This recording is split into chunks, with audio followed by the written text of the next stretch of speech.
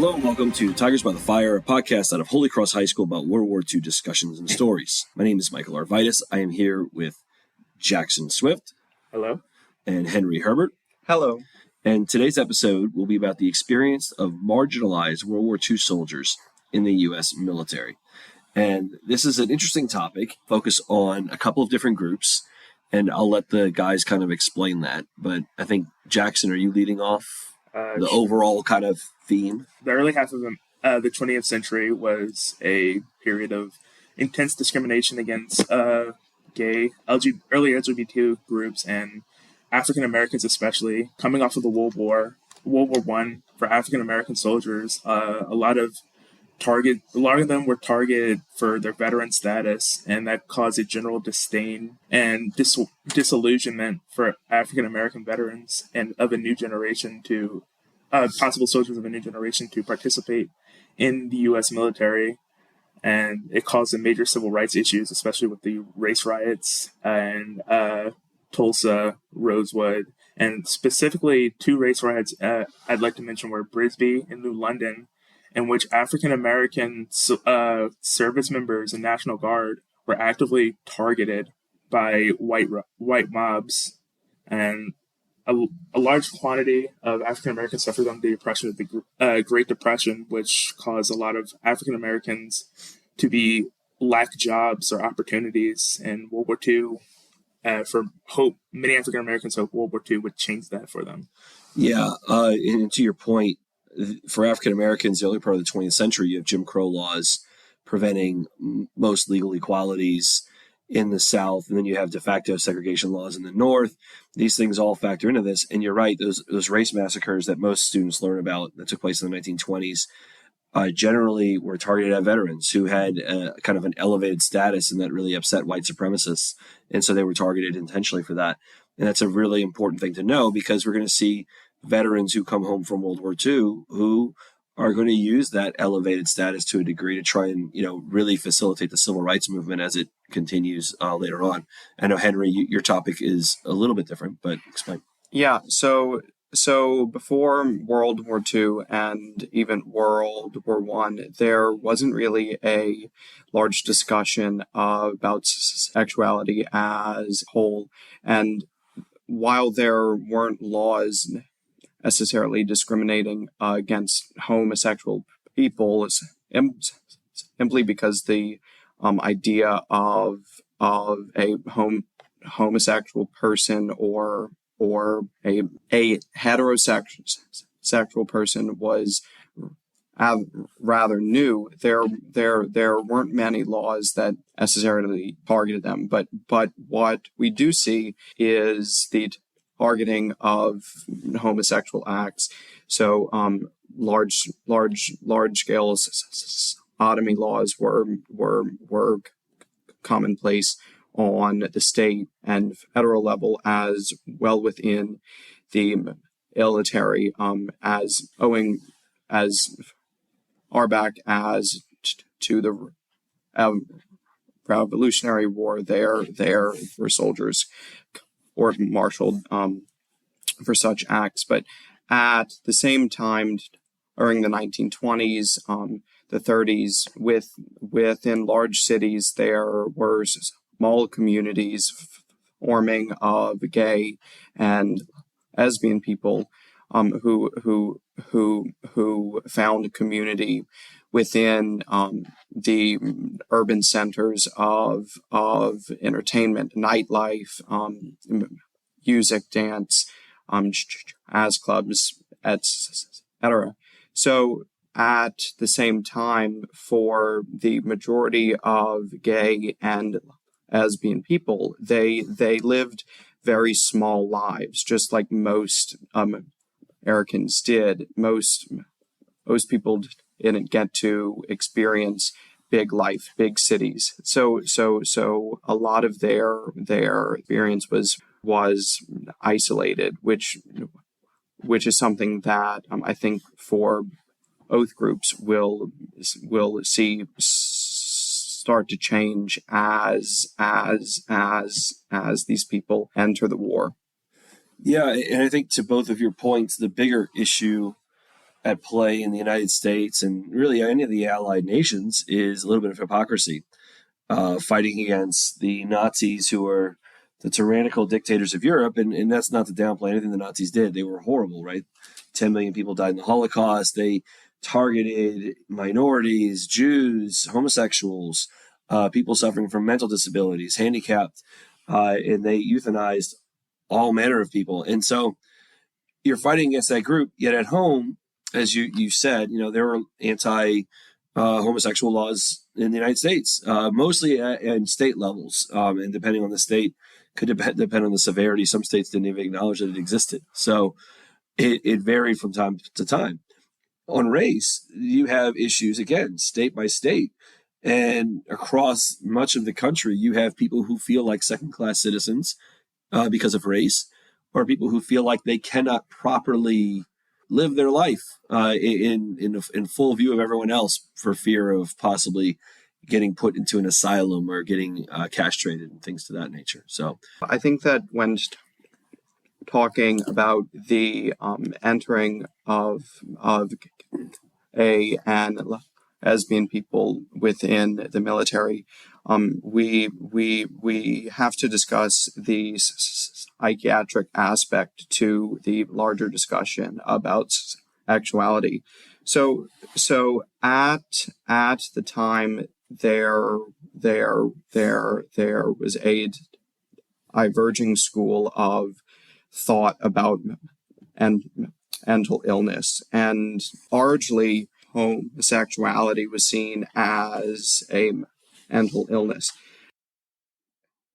So since homosexuals were seen as mentally ill people, the psychiatrist who began to build a screening system for draftees and volunteers into the war, this group of people was targeted, as well as women and as well as African Americans. For the peacetime mobilization in 1940 and 1941, the elective service system and the Army and Navy had not really concerned themselves with sexual orientation when screening men for military service, but due to the sheer amount of men between the ages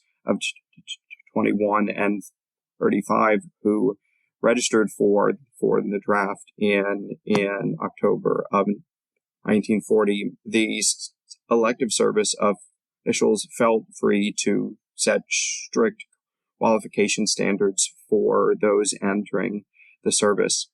With so many men of available, more than 16 million, the armed forces decided to exclude these certain groups of Africans, like I said, women, African Americans, and according to the growing advice of psychiatrists, homosexuals. Officials believe that these individuals from all of these groups made poor combat soldiers for one reason or another, that their presence within the units would threaten morale and discipline, and then ultimately their integration would turn the military into a testing ground for racial and social experimentation rather than a strong fighting force. And I think that that's a pivotal point where we can see that the discrimination within the screening process in the military as a whole, that this discrimination is rooted in a fear that these American citizens who have lived their lives according to their own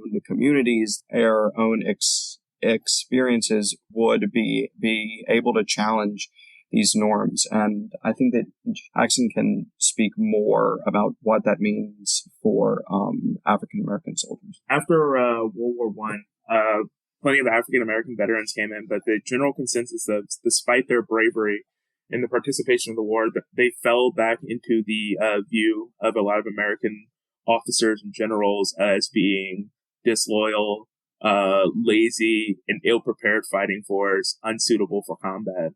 And with the Selective Service, with the Selective Training and Service Act of 1940, as Henry mentioned, it outlawed the discrimination of African Americans in the draft, but that did not bar African Americans from being discriminated at local draft boards and such. And they would undergo psychological testing that would actively slate African Americans into being unsuitable for combat positions and pushing them into menial tasks. I have a report of one soldier who wrote in his memoir of being sent to a camp for 3 weeks and not having any orders for 3 weeks until finally being ordered to clean a white officer's office.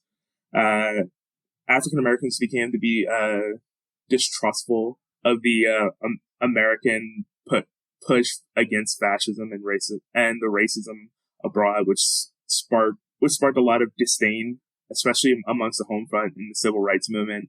I have a report of one housemaid talking about how she didn't really care who won the war because it would not change for African Americans at all. So African Americans were seen as subject to a lot of racial violence. One major incident of this I can bring up is for African Americans being targeted at home and home bases was the incident involving one Paul Parks of the 183rd Combat Engineers when he was sent out to retrieve equipment from a local store. He had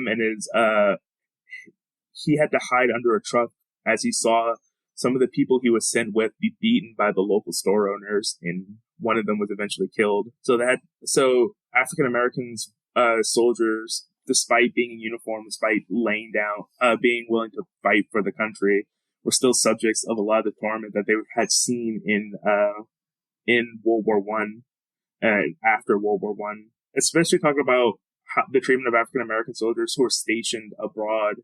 Plenty of countries, and England especially, were against the Jim Crow laws that America actively tried to place on African American. Actually tried to tell England to practice in regards to African American. I have a quote, and African Americans were actually generally received well by the British populace. I have a quote from George Orwell. Actually, was that it says the general consensus of opinion is that the only American soldiers with any manners are the Negroes. Yeah, I think it's interesting because obviously World War II is like this gigantic event. And so when you look at it in history classes or in school, you overshadow all of the other things that are going on in the country going right up until Pearl Harbor, right? Because right up until Pearl Harbor, you're still talking about massive oppression, racism, and everything else going on in the country. And then we think, oh, Pearl Harbor happened, and then everyone was happy. And you'll actually hear people say this sometimes. Older people sometimes will say, like, America was never better than it was like the day after Pearl Harbor or the day after 9/11, when like these horrible events happened that caused unity. But still, there is a lot of disunity and there is a lot of discrimination taking place. So, and then to your point, Jackson, abroad, African American soldiers are treated substantially better by civilian populations in Italy, in France, in certain parts of France. So that sometimes can go up in the air too, because France has its own issues. Yeah, with their colonization in view of African troops. Correct. And they used foreign legionary troops a lot. So the British, though, inside of England, right, they had been kind of fairly progressive when it came to that at that point in time, at least comparatively to the United States. I think in contemporary views, they would still all be looked at as racist. But no, it's very good points. There was a military video, one of those military documentaries describing for African Americans what it's like to be treated, and for African Americans and white soldiers, how the British population would treat African American soldiers, and it was just like how they would be welcomed warmly and such, and how that may be a shock to some white soldiers. to see African Americans be treated just as well as them by the British populace. Yeah. And I mean, you imagine the stereotypical white soldier from like the rural South coming in, and that would probably be a worldview shocker to see. There's actually a general in the video whose family has a long history of serving with the Confederacy. And he was talking about how we need all I think his quote was, "We need all fighting young Negroes to enlist and fight for their country." Yeah, and it's kind of crazy. You know, when you talk about volunteering to fight for your country in this war where so many people are dying, you know, more than any U.S. war, you know, since the Civil War, when you're asking people who are, you know, second-class citizens in a lot of ways to volunteer, that's crazy. And I know in a previous podcast, we talked about Japanese Americans who did the same thing. I mean, you're locked in camps and then they come in a year later and say, "Hey, who wants to come fight?" It's absolutely insane. Yet people did it. And I know that's one of the things you were going to talk about, I think, at the end, was people did it for reasons that they thought it might create something better. Or, quite frankly, they couldn't find work. Yeah. That's another reason. During the Great Depression, African American unemployment was twice the amount of white unemployment. And only 1/10 of African Americans had higher education, so they wouldn't even be able to pursue anything greater than the agricultural work, which was already greatly stifled by the Great Depression. And that was intentional, right? I mean, the lack of education. Obviously, we have historic black colleges that come around really from the end of the Civil War onward. But as we know, a lot of your colleges all around the country did not allow African Americans to get into their ranks. Or if they did in some northern places or western places, it was extremely difficult. You know, very hard to get in entertainment. I know like UCLA was a lot more progressive than most places. Some things never change. One thing I want to talk about was, especially in regards to the discrimination against African Americans at home compared to abroad, Nazi propaganda actively targeted African Americans to defect. There were propaganda pictures of African Americans enjoying a nice large meal at a prisoner of war camp.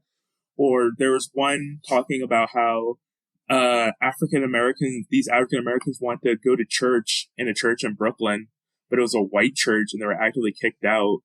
And I think, if I remember, the last panel was talking about how African Americans are free to worship in Nazi Germany, and how no African American has been lynched in Nazi Germany. Yeah. And it is interesting. We actually talked about that in the episode 5, was about propaganda and how, they targeted, the Nazis would target African Americans. They would drop leaflets. They would project radio stuff, to the African American lines. And that was the whole point. Like, you're being discriminated at home. Now, of course, like, the best propaganda is always uses the truth. Use some truth to portray like whatever your message is. The reality is, though, in Nazi Germany, African Americans wouldn't have done any better because they wholesale purged out the African Germans who were in the country at the time. So I just wanted to pick up on the point of how all of these groups, despite the oppression and the discrimination they felt within the United States, they still had an underlying desire to fight for the country, to fight for a greater cause than themselves.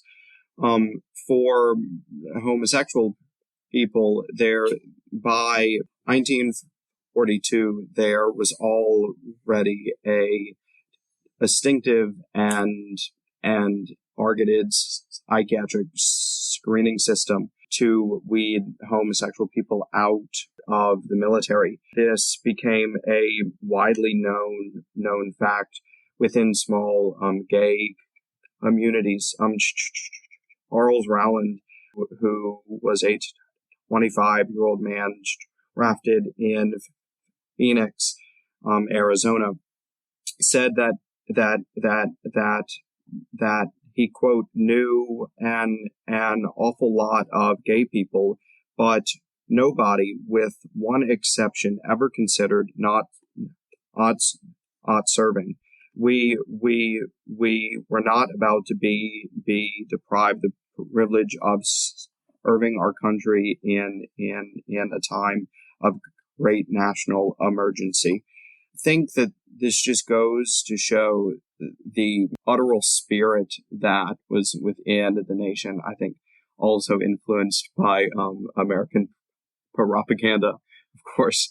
But propaganda goes both ways. Yeah. Yes, of course.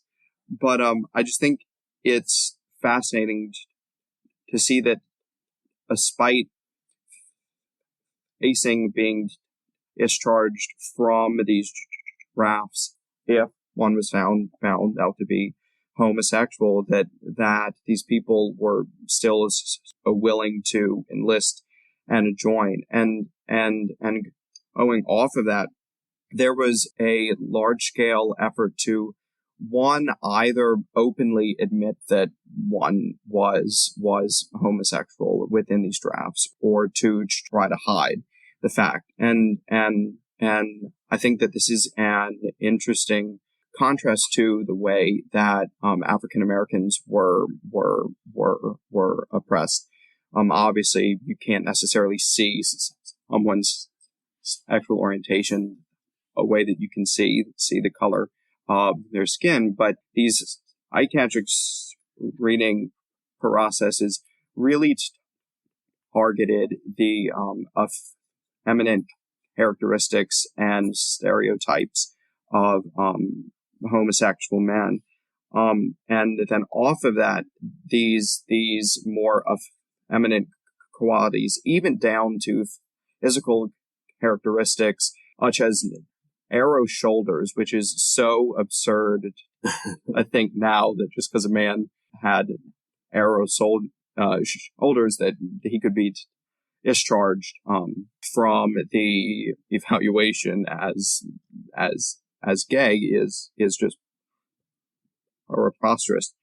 But I think that it's really fascinating to see this dynamic between wanting to fight for your country and also not wanting to be outed as a gay man or woman, which for homosexual women, they were not targeted as much as homosexual men, because these regulations put in place by the Surgeon General's office, the Army, the Navy, who had extensive regional medical advisory boards. These regulations were mainly focused on, like I said, effeminate men, those who would openly admit to not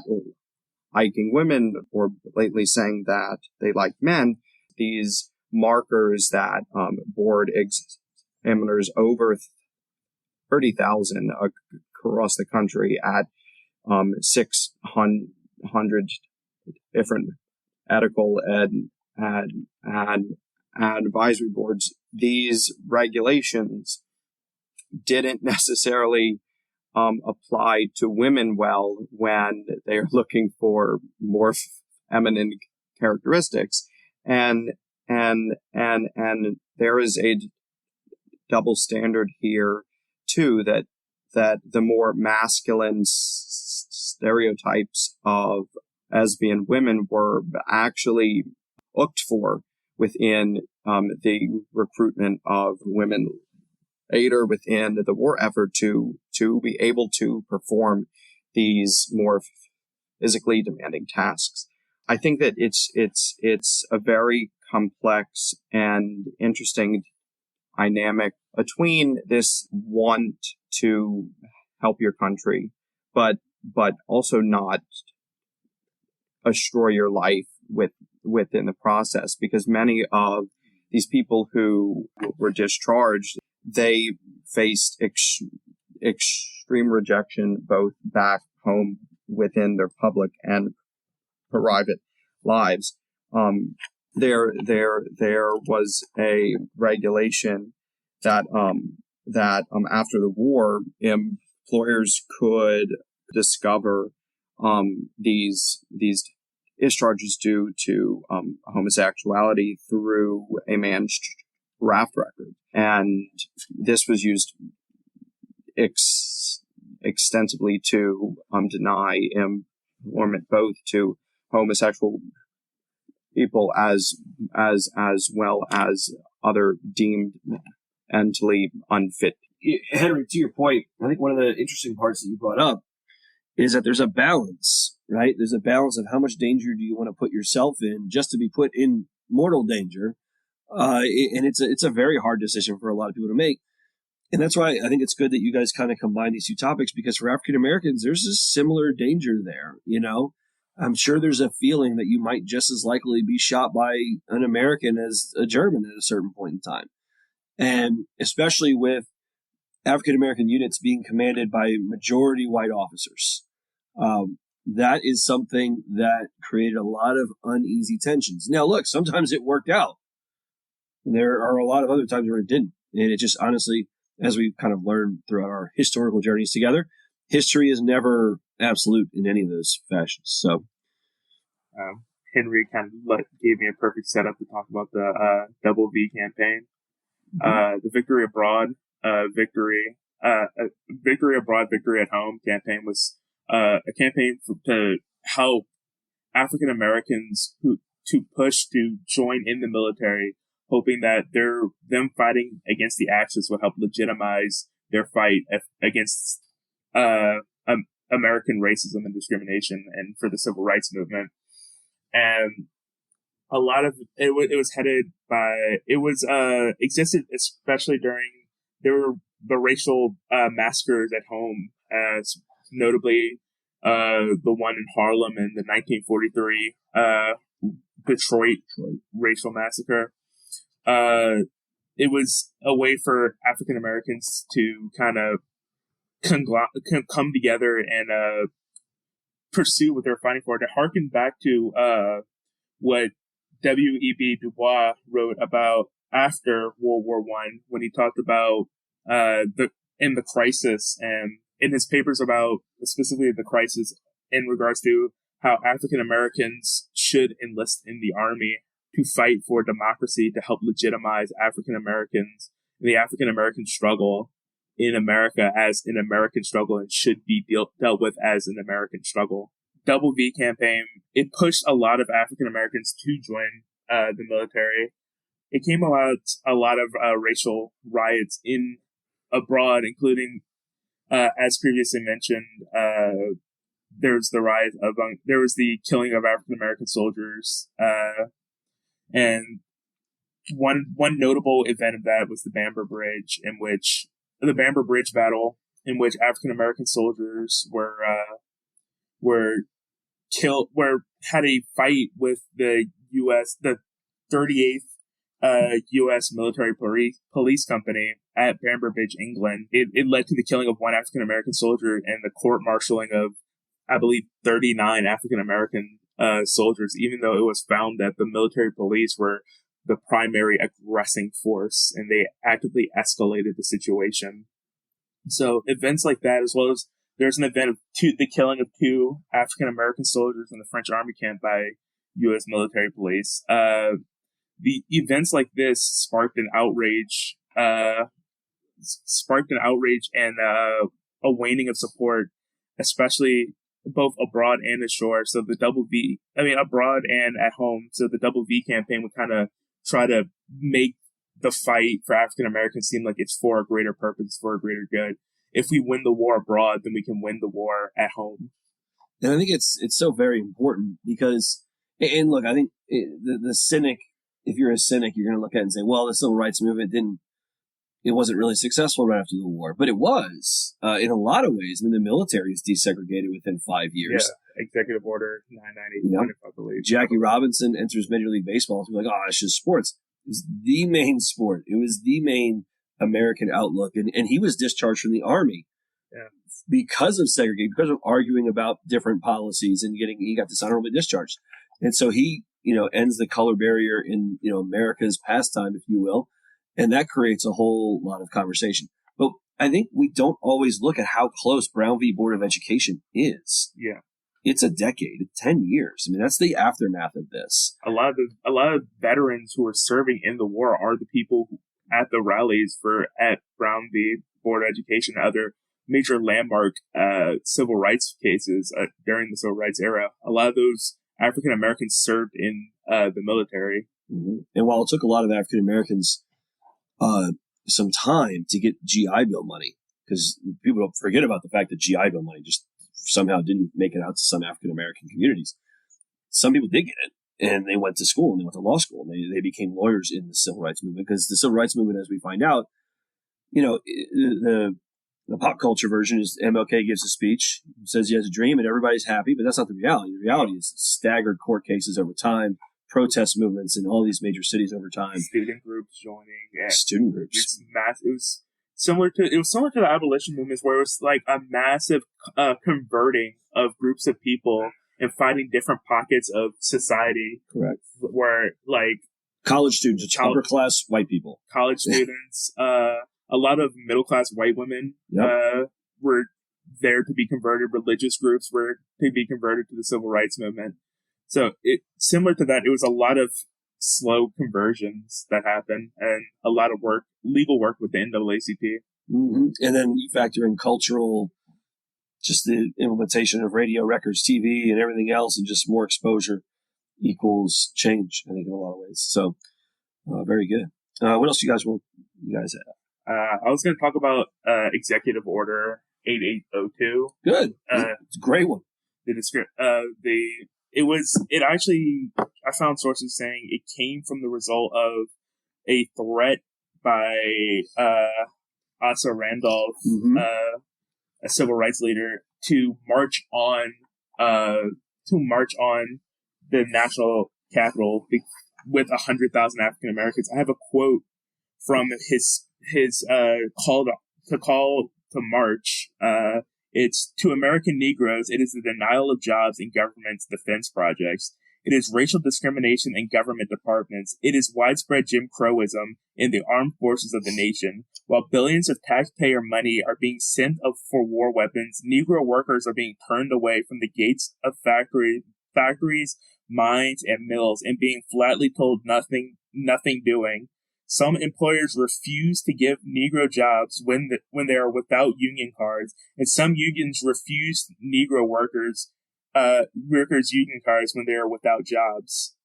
And it was a major call to arms, because notably I had a source talking about African Americans being barred from large amounts of jobs. Mm-hmm. In Texas, 52% of the defensive industry jobs were barred, where African Americans were barred from joining. New Orleans had an issue with it as well. Yeah. All throughout the South, especially when they were doing some shipping industries throughout the South, they were barring African Americans. And to your point, FDR does a lot of things. Some are good, some are bad. But he absolutely is terrified to address race. It was 100% because his political line, he had a lot of allies who supported him who did not support it. And what party did the South vote for in droves at that time? It was the Democratic Party. He was a Democrat. And in his mind, he is so petrified to address Jim Crow laws. And we learned about this last year in U.S. history.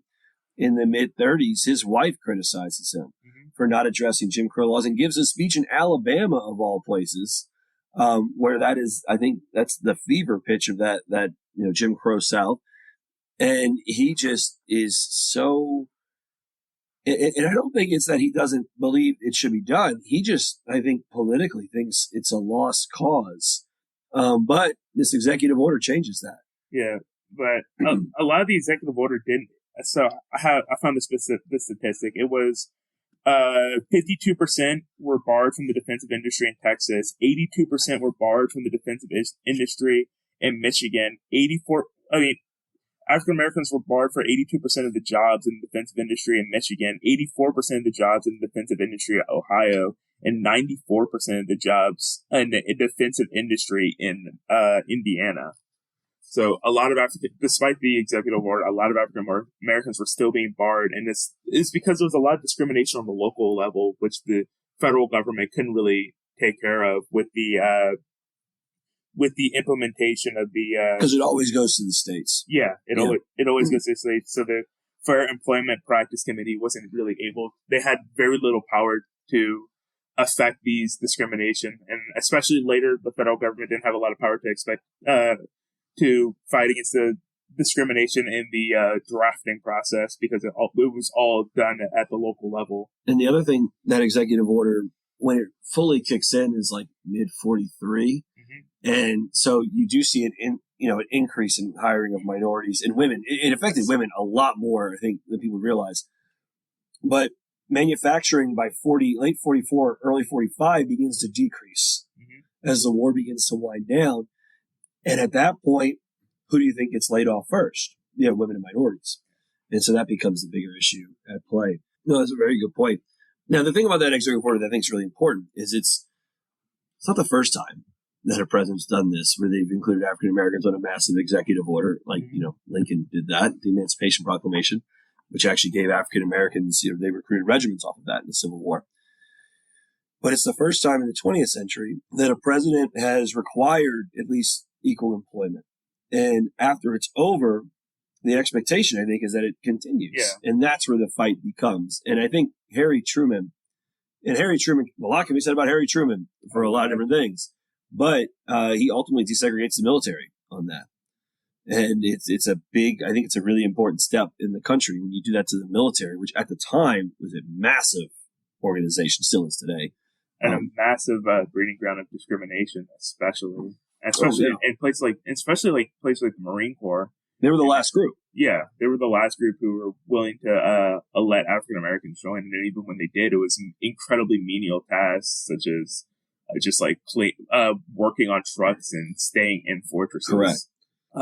You brought up an interesting topic relating to women. I wanted to bring up a large amount of African American women served in the Women Army Auxiliary Corps. I want to bring up the all black female unit that was deployed, the 6 888s, were postal service deployed in the UK.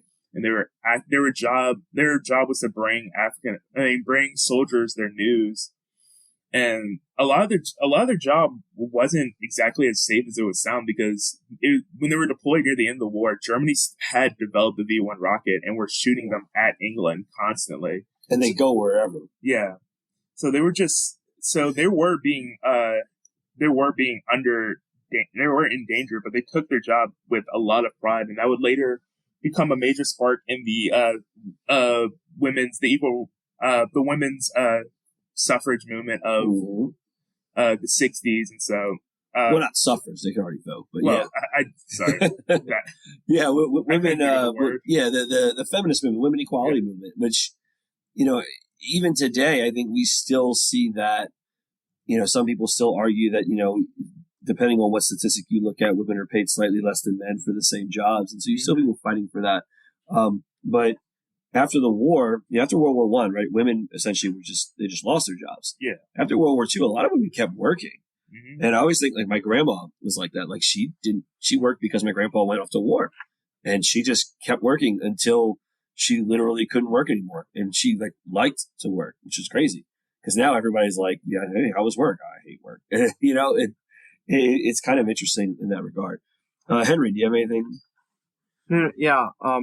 I just wanted to pick up on this sense of importance of community built within the war, within the experience of these groups, and then also this expectation that these same experiences might continue after the war, both for African American soldiers and for gay and lesbian soldiers, especially for homosexual soldiers within the military. Building community was a vital part of their survival and of their sanity within the war effort. I think that, like Jackson had said, that there was this expectation that like after the war that the same kind of treatment and more friendly experiences that African Americans felt, I think that homosexual people felt that they might also bring these experiences within to greater society. And we do see this after the war. Throughout the 1950s, small societies of of homosexual people began to form, such as the Attachine Society in 1950, and then later societies. As far as the like day-to-day experiences of homosexual people within the war, often protect themselves from ridicule or ostracism. Aged trainees and soldiers would band together in small groups, little cliques, and form small societies themselves that made their experience within an all-male, hyper-masculine environment more bearable. But one thing that I was really shocked to find was kind of how openly homosexuality was discussed and treated within the military, even tolerated at times. Like even as military officials developed different approaches towards trying to squash communities of homosexuals within the military, they recognize the importance that these people, despite their sexuality, served within the military. There was a fascinating dynamic between quote unquote gay jobs within the military. One of the most common military duties that could even label a man as gay was that of a male secretary or stenographer. But as the rapidly expanding bureaucracy of the quote unquote paper army and AB demanded greater numbers of both male and female clerical workers, these jobs really became essential to the war effort. By 1944, as much as 35% of Army personnel were assigned to clerical duties. These, like male trainees, had mixed feelings about how homosexuality was treated within the military, because within these companies, I mean, these people are fighting together. They're seeing the most utteral horrors of war together, and the stereotypes that formed around the gay GI really obscured the reality that many of the gay men who were sent to the fighting fronts had to experience the same things that everyone else was experiencing. The same with African American soldiers, right? They served in combat zones and positions in all branches of the military. They served as tank drivers and medics and even artists, photographers, right? And they all were banded together within this common fight. And so this sense of community formed both within gay and lesbian circles and groups within the military, but also this growing acceptance grew with in the companies. And I think that that's where you see the importance of discussing both of these topics is that the war, both on a political and a geographical sense, was the greatest and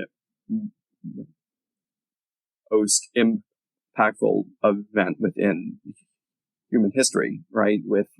Within the modern world, but also socially, it was a major turning point and fulcrum for greater social change. Us, like African American soldiers, veterans with blue or undesirable discharges were left to abuse and humiliation and discrimination once they turned back home. Like for veterans, they faced abuse from the minute they stepped off of the base. And I think that it's important to talk about how, even though these large communities formed, both of these groups still faced immense discrimination within the military, within civilian life after. The military police were sent everywhere that GIs went, in including towns that companies were stationed at, and they routinely would raid gay bars and night spots, and they would often be eaten and court-martialed after by the military officials. And then after the war, with the discharges, they were also denied the GI Bill, much like any African Americans soldiers. But at the same time, those homosexual people who were able to get through the war without being discharged or found out through the screening processes, they felt a new sense of pride within the war that they had just fought, much like the African American soldiers. And so they came home with an expectation, or even a desire to bring about greater change. I think that for both groups, the war was a period where they found greater pride within their own identity, despite the struggles that came along with those characteristics, right? With those things that people cannot change about themselves, but through this experience, they recognize themselves as no greater or less than anyone else who was fighting with them. Yeah, that's a very good point, Henry. And across the board, as Jackson, I think, is iterated to, when people came home, they wanted to make a difference. You go from being in charge of the $1 million tank or the plane, or in charge of a unit, to being discriminated against. Well, that's not right. You want to change that. If you could change and defeat the most powerful evil power in human history, you can go defeat power at home. I think that's what people wanted to do. One thing I wanted to mention, it's not as widespread as I'd like to, as I like to say, but a lot of the people who served alongside African American units did start to follow with the civil rights case because civil rights movement because you're fighting along people who are dying to save your life. It kind of changes your perspective on race. Mm-hmm. Yeah, I think it definitely does, and that's ultimately war, right? We always, whenever we see veterans, they always say the same thing. It doesn't matter who the person next to you is, as long as they're doing their job. That's all that matters. But guys, I just want to thank you on a great job. This was a pretty hard topic and one that you guys really took ownership of. This was episode 7 of season 2 of Tigers by the Fire. Thank you for listening.